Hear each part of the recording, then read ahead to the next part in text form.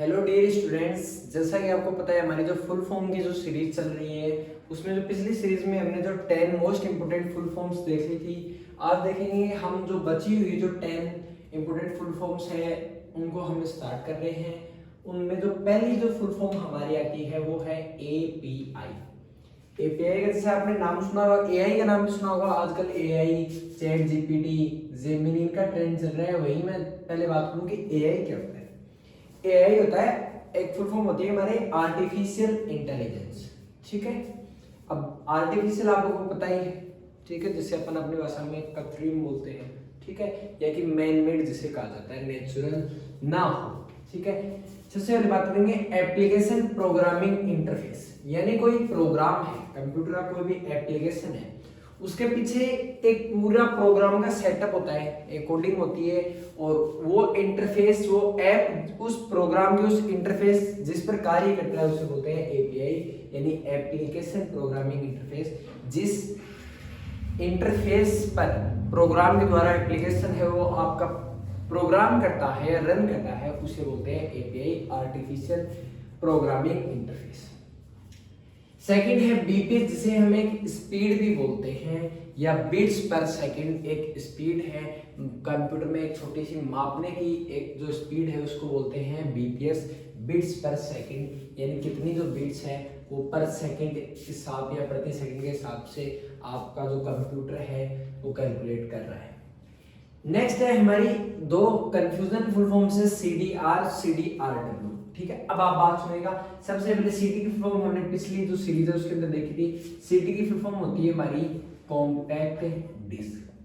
अब काफी बार आपने देखा है, आप उसको लैपटॉप के अंदर जब रन करते हो, ठीक है, कंप्यूटर के अंदर जब आपकी सीडी है वो रन हो रही है, चल रही है, आप उसके अंदर काफी बार करते हो कि जो पुरानी जो फाइल है उसके अंदर, ठीक है, उसको तो डिलीट कर दें। क्या कर दें? डिलीट कर दें, और उसमें नई फाइल क्या है वो ऐड कर दें। क्या कर दें? ऐड कर दें। ठीक है, लेकिन काफी बार तो आपकी जो फाइल है वो डिलीट हो जाती है और नई फाइल ऐड हो जाती है, लेकिन काफी बार जो पुरानी फाइल है वो ना तो डिलीट होती है और ना नई फाइल ऐड होती है। ऐसा किस कारण से? देखो, अब सोचो आप, भाई एक पेन ड्राइव है, फ्लैश यूएसबी ड्राइव है, उसकी एक मार्केट रेंज है, वो आपको 200-250 रुपए के स्टार्टिंग मिलेगी। ठीक है भाई, एक चीज जो आपको 200-250 रुपए की मिल रही है, और एक सीडी जो आपको मात्र नॉर्मल स्टार्टिंग रेंज जो 50 रुपए से मिल रही है। आप सोच के देखो कि उस चीज के 200-250 रुपए लग रहे हैं और आप इसमें 50 रुपए में स्टोरेज सेव कर रहे हो। नहीं, ऐसा नहीं होता।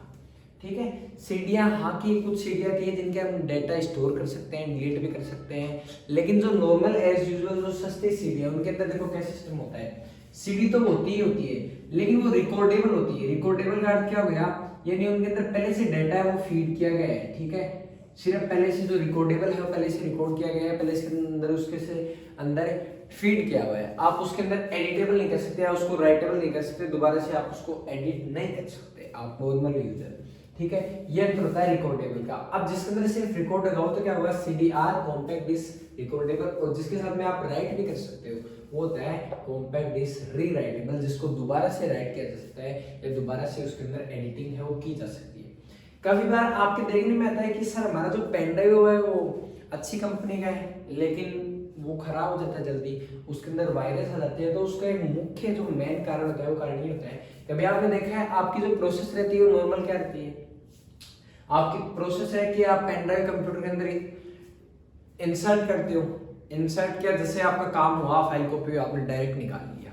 ठीक है, ये एक मुख्य कारण है। तो क्या करना चाहिए, क्या करना चाहिए, जैसे आप उसको इंसर्ट करते हो, ठीक है, आपके कंप्यूटर के अंदर कोई ना कोई ऐसी एप्लीकेशन होगी, आप उसके द्वारा सबसे पहले उसको स्कैन करने का काम करो। जब फाइल आप स्कैन कर लेते हो, फाइल जो उसके अंदर जो फाइलें हैं सारी फाइलें स्कैन हो जाती हैं, तो आपको बोलेगा कि भाई इसकी हेल्थ वो अच्छी है, इसके अंदर कोई वायरस नहीं है, आप इसको यूज करो।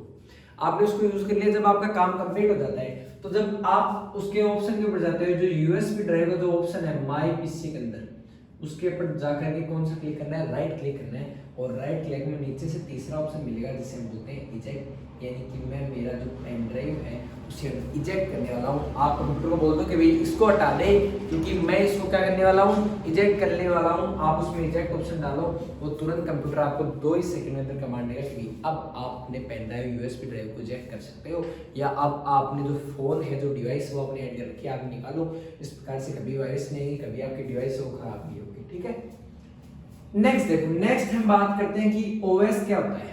ठीक है, ओएस हमारा होता है ऑपरेटिंग सिस्टम। ठीक है, और उससे बना है डोस, डिस्क ऑपरेटिंग सिस्टम।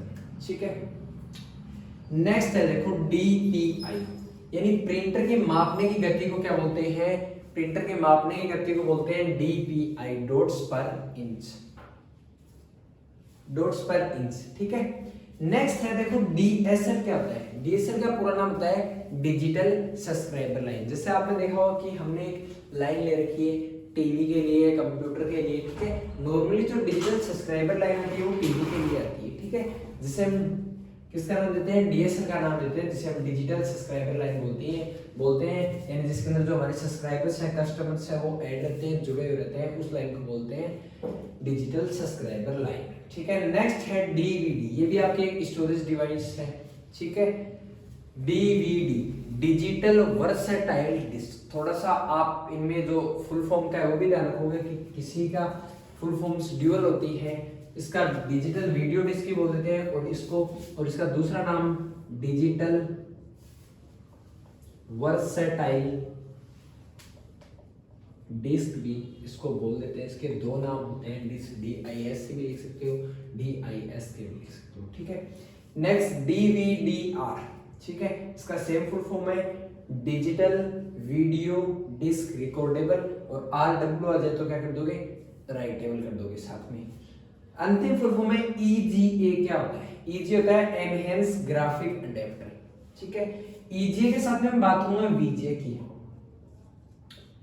आपने काफी बार देखा होगा हमारा जो मॉनिटर स्क्रीन है वो सीपीयू से जुड़ा हुआ रहता है केबल के द्वारा। ब्लू कलर की केबल होती है, वैसे नॉर्मल ब्लैक कलर की होती है, लेकिन उसके जो एंड है वो ब्लू कलर के रहते हैं। ठीक है, और उसके ऊपर नॉर्मल से हमारे स्क्रू आते हैं। वो केबल, वह केबल जो हमारे जो मॉनिटर सिस्टम है उसको हमारे सीपीयू सिस्टम से जोड़ती है, कनेक्ट करती है, उस केबल को क्या बोलते हैं, VGA अडेप्टर बोलते हैं। इसका नाम होता है विजुअल ग्राफिक अडेप्टर। ठीक है, विजुअल ग्राफिक केबल। एक वीडियो को बनाने के पीछे बहुत सारी मेहनत लगती है। ठीक है, तो आप जो चैनल को जब सब्सक्राइब करते हो, वीडियो को लाइक करते हो, तो हमें मोटिवेशन मिलता है। तो आप ऐसे मोटिवेट करते रहें। बहुत बहुत धन्यवाद।